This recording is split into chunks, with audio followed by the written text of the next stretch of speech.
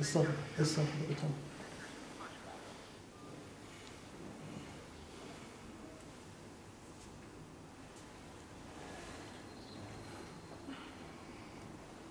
Evet. Bismillahirrahmanirrahim.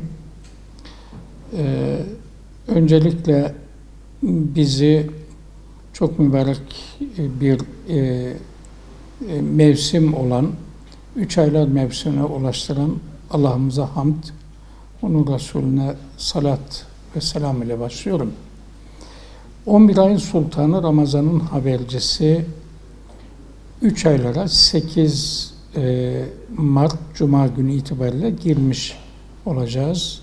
Allah izin verirse.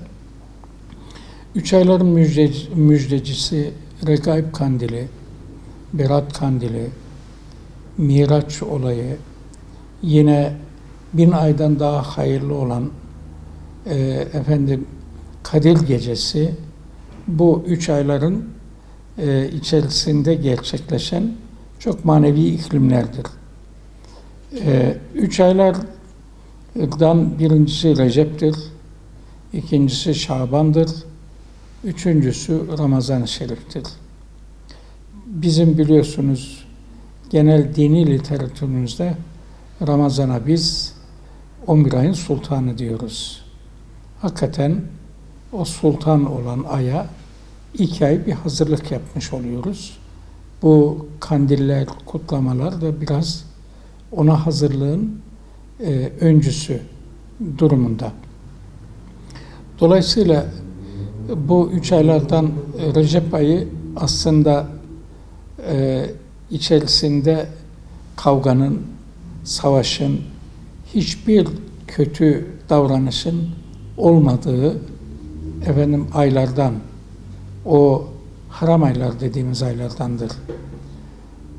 Dolayısıyla Hazreti Peygamber Aleyhisselam'ın Allahümme barik lena Recebe ve Şaban ve bellighna Ramazan hadisi meşhurdur.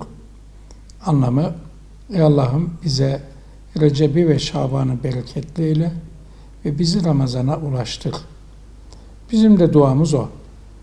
Dolayısıyla Elazığ olarak Mamuratul Aziz'in aziz insanlarına bu mevsimin başlangıcı olan Perşembe Cuma'ya bağlayan gece biliyorsunuz ilimizin en büyük camilerinden İzzet Paşa Camii'nde Mevlid-i Şerif ile ve okunmuş olan hatimler ve Kur'an-ı Kerimlerin duası ile inşallah başlıyoruz. Daha sonra bu 3 aylar içerisinde yer alan diğer programlarımız olacak. Bu vesileyle hem Mamuratul Aziz'in kıymetli insanlarının hem milletimiz ve tüm İslam aleminin mübarek Regaib kandillerini tebrik ediyorum ve 3 aylara kavuşmayı da Rabbimden niyaz ediyorum.